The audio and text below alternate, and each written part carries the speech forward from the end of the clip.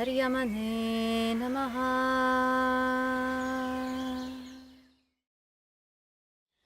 Aryama pulahotauja rahiti punjikasthali naradah kachanirascha nayantyetis mamadhavam. Aryama as the sun god, Pulaha as the sage, Athauja as the yaksha, Praheti as the rakshasa, Punjikasthali as the apsara, Narada as the Gandharva, and Kachanira as the Naga rule the month of Madhava. Namaste everyone. So now we are having second Vedic month Madhava, with Sun in Taurus, and Sun god, when he enters the sign of Taurus, we are saying in Vedic Astrology that he assumes a form of Aryama, the second form of the Sun god. And Aryama is the god above all of union, of healthy exchange of energy, because sign of Taurus is zodiacal heart chakra, is the chakra of love, chakra of union, chakra of relationships. So also when Sun is dwelling now in the sign of Taurus, he will make us look into those things. He will make us look into our relations and check if they are healthy. Not only our close relationships, but also our business partnership. And because it's also the sign of all our values, even Aryama, the sun god presiding over this month and over sign of Taurus, is also the god of some sort of righteousness, the values which we follow, values which we got from our family, from our lineage. So he will make us look into those things now and simply check, is everything healthy there? Is there a balance between giving and receiving? And do we really honor our values, and do we really know what is important for us in the first place? So because when there was Vrishabha Sankranti recently, so when Sun entered the sign of Taurus, exactly during the time it was Amavasya, it was new moon. And it is said that this is not that auspicious, let's put it like that, when new moon happens exactly on Sankranti day. So exactly when Sun moves from one sign to the other. And this is why, in this month we may really experience some issues with our partnerships, with our values, with our business partnerships, but also with our relationships. Because in a way, it's like this new moon casts some sort of a flow on that sign for the entire time when the Sun is staying here. So this is why in this month it's very, very important for us, to go over our hatred, to go over our resentment and all the bitter emotions, and just to open our heart more, to open our heart for the light. You can even, in fact, meditate on seeing the Sun in your heart chakra during this entire month, simply to bring more harmony into all your relationships. So if your Sun is in your second house, or specifically even more if it is in the sign of Taurus, which is zodiacal heart chakra, lots of things in your life may revolve around this energy exchange, right? How you react with your environment, how you are with your relationships, and a lot of things might revolve around your ability to make union in your relationships or to separate in your relationships, to keep this balance, and to keep the balance between things which you value in your relationships and the balance between what other person is valuing, okay? And this is very, very important thing to keep in mind, because in Vedas it is even said, that path of Aryaman is easy and without hatred. So he really shows us, how our heart should be.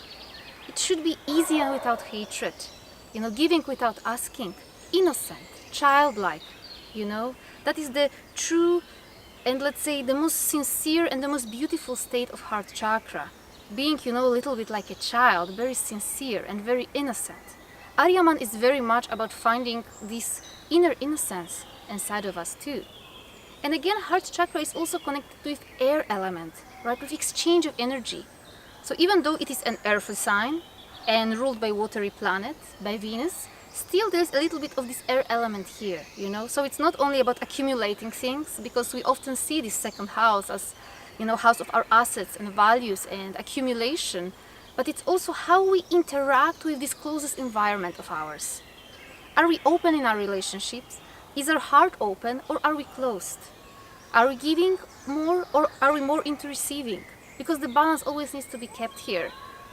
So this is why, developing our heart chakra and meditating with our heart chakra is so important if you are having Sun in the sign of Taurus or even Sun in the second house. Why? Because it shows that there is a need from you to bring more light, into this sphere of life. And second house, again, because it's so much about accumulation, sometimes it may become a little bit too self-centered. Because still Sun is here relatively close to his exaltation place, so it's still too self-centered. But here in the sign of Taurus, it's slowly learning how to also give, how to make these sort of relations with others. And also in the sign of Taurus, like currently, Sun is actually the strongest. Because already in the sign of Gemini, like astronomically, Uttarayana, Dakshinayana is starting. So here in the sign of Taurus, Sun is very intense, and Sun needs to be very careful not to burn his relationships around him, specifically the relationships with the family. So Aryaman is the god of union, of marriage, of contracts, of bringing all opposites together.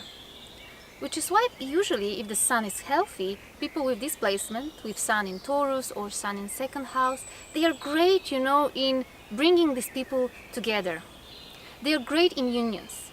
However, if Sun is not healthy in any way, especially, if let's say Sun has too much strength, because Sun can become also our ahamkara, Sun can become our ego, then also, sometimes these people may do actually the opposite thing, which is burning the unions, burning the relationships, right, with the light, intense light of the Sun. And this is something they need to be careful about, that they are a little bit more compassionate, open-hearted, but also diplomatic in their relationships. Actually learning the diplomacy, the art of diplomacy, the art of union, the art of partnership, and the art of love after all, because Aryaman, again, he's the god of marriage, right? He's in Vedas, prayed to give happiness to the marriage, to give happiness to the couple, right? So this is why for these people it's very important to develop this quality and to always, be very careful that their ego does not overshadow their heart. So because Aryaman is all about, partnership, also topics of commitment will keep, popping up in the lives of those natives. Whether you have Sun, in your second house or Sun in Taurus, and this will be different types of commitment. But very often you might, feel in your life that you are standing in front of some choice, in front of some important commitment, like whether to commit to the marriage or not, or whether to commit more to my family, or whether to commit to some sort of business partnership. And this is something with which sometimes these people may have some issue, especially if Sun is not that healthy. Because, Sun is about individuality, and now you're putting it in the place of commitment, in the place of some sort of security, right? So Sun can try to bring too much of his ego and expectations into relationships sometimes, or too much of its individuality too. So this is why, again, this is very, very important for those people, to not bring too much of their ego into the heart chakra, so into their relations, into partnerships, into their commitments, because if they do that, they will face obstacles and they will face troubles in life. And sometimes, a relationship or a commitment can turn into some sort of bondage too. Sun in second house specifically, or Sun in Taurus, may have this tendency to control others. So it can be either a partner that tries to control his wife or her husband. It might be the boss that is trying to control, employees too much. So these problems with bondage may sometimes, appear. And interestingly enough, in Vedas, Aryaman is actually invoked to help us and free us from bondages, from actually relationships which are bondage to us. So literally there is a shloka, there is a mantra which invokes Aryaman to release us from the bondage of our ancestors, to release us from expectations of our ancestors. So you may also see that often people who have Sun in second house or Sun in Taurus, they might have, often heavy expectations from their family on them sometimes. And a very important thing for them in life is to find their own individuality, find their own strength without trying to compromise too much with that. So again, it's about this very subtle balance between compromising too much or not compromising at all. And the healthiest path is always the middle path, the path of the heart, and simply doing what the present moment is telling you to do, what your own true intuition is telling you to do. So as you can see, Sun in the second house or Sun in Taurus in the mood of Aryaman, a lot of here is about harnessing the energy of your ego. Even God Aryaman, he holds a gada, a mace in one of his hands, and this mace or this gada actually symbolizes control over ego. Because you see here, sign of Taurus, it is the first sign when Sun descends from his throne, from his place of exaltation, from sign of Aries, where he needs to descend, and simply, reach this heart level, open up more and understand that it's not only about me and mine, but it's also about you and me, right? So harnessing the energy of one's own ego, especially in family relationships, but also in all sorts of partnerships, is very important for those natives. So when this Sun in Aries, Sun in Taurus, or Sun in the second house is healthy, then this Sun will also have a big capacity for self-sacrificing oneself in a positive way. This Sun, will empower others instead of trying to control others. And why is that so? Aryaman is actually the sun god, this form of sun god, who sacrificed some of his rays of light.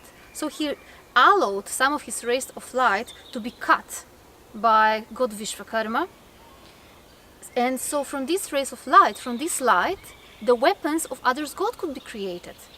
So for example, Sudarshan Chakra of Lord Vishnu was created from that. Shakti of Kartikeya was created from these rays of light. Even Trishul or Trident of Shiva was created from this light of Aryaman. So also, people who are born with Sun in second house or Sun in Taurus, what they really might like to understand in life is that them giving light to somebody else is not going to diminish their own light. In fact, it will empower others and it will empower them. So generosity, when it comes to sharing their own light with others, is a very important quality for them to develop. And when they will do that, they will notice that their relationships will be much healthier and much more satisfying too. So as we said, the quality of diplomacy and compromising in a healthy way is a very important quality to develop for those natives. It's actually said in the Vedas that Aryaman is this form of sun god who saves us from hatred. He saves us from hatred so we can awaken more compassionate qualities of our heart. This is why I told you in the beginning of this video, and specifically if you yourself have Sun in second house or Sun in Taurus, it might be just so great for you if you just meditate on your heart chakra and see the light there and just invoke the divine blessings. Just invoke the divine blessings of Aryaman who saves from hatred. And also the Gandharva connected to that specific form of sun god, to Aryama, is Narada. And Narada is one of the most diplomatic sages, He was going both to heavenly beings, he was going both to demons, he was always like some sort of messenger. So these people can be also great messengers, actually. If the sun is healthy, then people with Sun in second house or Sun in Taurus can be great messengers too. They can be even divine messengers sometimes. In fact, you can see people like that, people who are saints, And why? Because Aryaman, he's not presiding only just, on the sign of Taurus. He's also presiding over 12 nakshatra, Uttara Falguni nakshatra. And the number 12 specifically, is very much connected with sages in our life, with rashis, right? Looking beyond this material world. So this is why, again, if this sun is healthy, person can be great messenger, and in fact person can be great also in delivering the message of the divine to others. So you can also see people who are great astrologers with that. Intimacy and connection is a very, very important value for those natives. And intimacy not only, in sexual terms. They just like to have, these meaningful relationships with everybody. It doesn't matter, if you are their business partner, their client, their student, father, mother, doesn't matter. They just love having some sort of meaningful relationships. And for them, a very important life lesson in life is, again, how to form these relationships, how to keep balance in those relationships, and how to share love in their relationships so they really become meaningful. So one more important quality to develop for those natives is to have a healthy control over their desires. And why is that so? So the Apsara connected to, or the celestial woman, right? Because Apsaras are celestial women, connected to this specific, time when Sun is dwelling in Taurus is Punjikastali. And Punjikastali, was Apsara who was very pure-minded, very spiritual, very elevated. But then, once she left her Gurukul and she, simply got in touch with sexual energy, the desires awakened in her. And her mind was, completely overwhelmed by those desires. And this is where her guru, Brihaspati, cursed her, because you have a monkey mind, you will be born as a monkey. So she was born a second time as a mother of Hanuman. So, this is very important thing for those natives, and they can have actually very big, appetite. So for many experiences in life, in fact, lots of different desires. And they also need to learn how to control it, because again, if they sometimes may have this tendency to spend even too much money, or to satisfy too many desires. And they need to try to control this thing within themselves, because otherwise, they will simply not find this satisfaction in life. Because they won't find satisfaction in life through just constant fulfillment of so many different desires. They will find satisfaction through actual meaningful relationships and through true love. So if you remember the story when we were talking about Data Aditya, how from Brahma's anger and hunger, two demons were born. From his anger was born demon Heti, who is connected to the sun dwelling in Aries, and from his hunger was born demon Praheti, who is connected to the sign of Taurus. And this is why, these people can have, such a huge hunger, and not only, like literally, but just huge appetite for things in life, They constantly seek some sort of fulfillment. I mean, even if you look at the nakshatras of sign of Taurus, first one, Kritika, nakshatra of Agnidev, who is full of many different desires. Then in the middle, we have nakshatra of Brahma, Prajapati, the creator, who again was lustful even after his own creation. And then finally, we have last portion of Mrigashira. So the nakshatra, again of searching, nakshatra of Soma, fulfillment, the divine nectar. So in a way, those natives, they always look for some sort of deeper fulfillment, and this Soma, the divine nectar, right? But it doesn't come to them, just from satisfying the desire in the outside. They might think like that, they might think that the more they will satisfy, the more satisfied they will feel. But in fact, there will be just more and more desires. And what they really need to learn in life is that this true Soma, nectar of life, has nothing to do with fulfilling of external desires. It's all about finding fulfillment in the present moment, because Soma is the moon also. Moon is the present moment. When mind is in the present moment, when mind is connected with the divine, this is where you get the true Soma. This is why also in the Vedas, Aryaman is this form of sun god who helps in milking the divine cow, gives this nourishment, but gives nourishment from within, not from without. And if these people, understand that, they can become very generous and they can become very nourishing towards others as well. So because God Aryaman is the god of union, like one of their, most important life lessons is to look at the world, at their relations, at everything, through the eyes of unity.